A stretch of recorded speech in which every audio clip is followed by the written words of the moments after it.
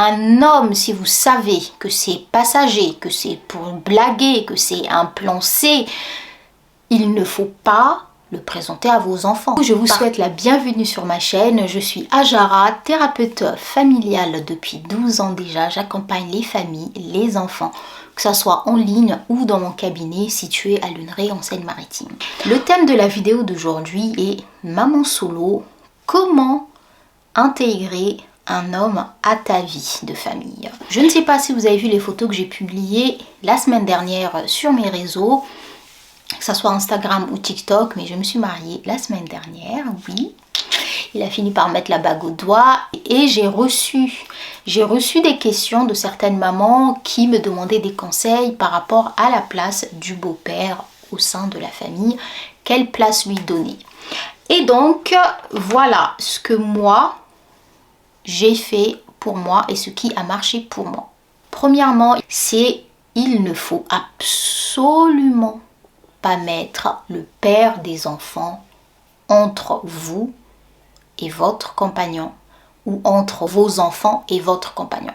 Le père de vos enfants, il a sa place, il aura toujours sa place. S'il est absent, je suis désolée pour vous, mais malheureusement, c'est des choses qui arrivent. Et ça peut aussi jouer en la défaveur de la maman parce que le beau-père, il se sent libre d'être et de faire un peu tout ce qu'il veut aux enfants, à vous, parce qu'il voit qu'il n'y a pas un regard d'un autre homme sur cette famille-là. En tout cas, quel que soit le cas de figure, il ne faut pas que l'ex-papa, il ne faudrait pas que l'ex devienne un problème dans le foyer. Il a sa place, il a son mot à dire, il est à respecter, bien évidemment, ça c'est aussi non négociable, sauf si c'est un malade mental.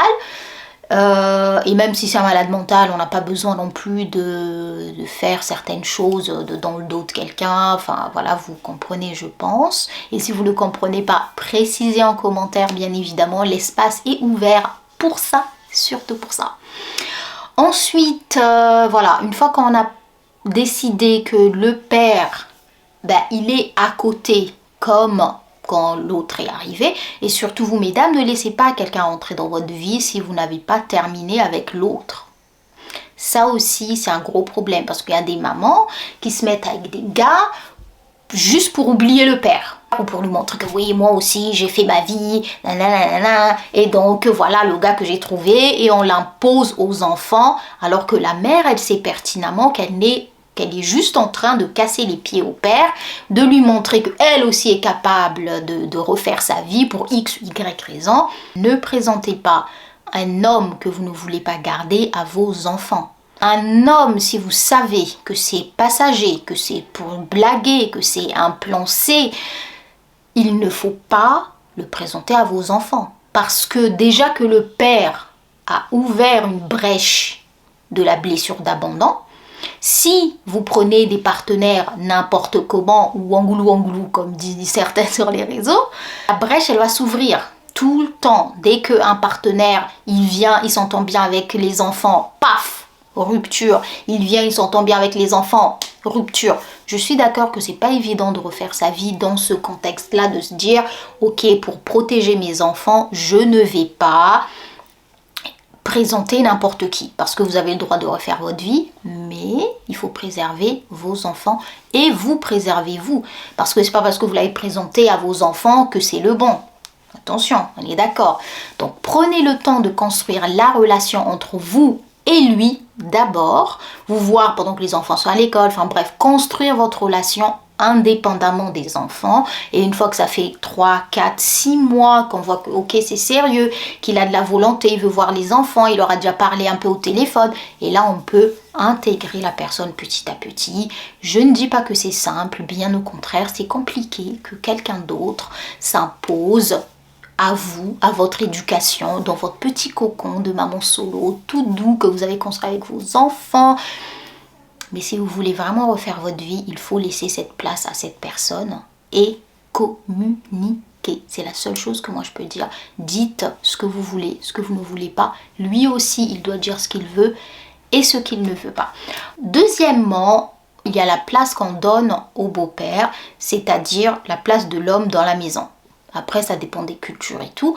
Mais moi, je suis d'une culture où l'homme, on respecte l'homme pour qu'il puisse respecter la femme.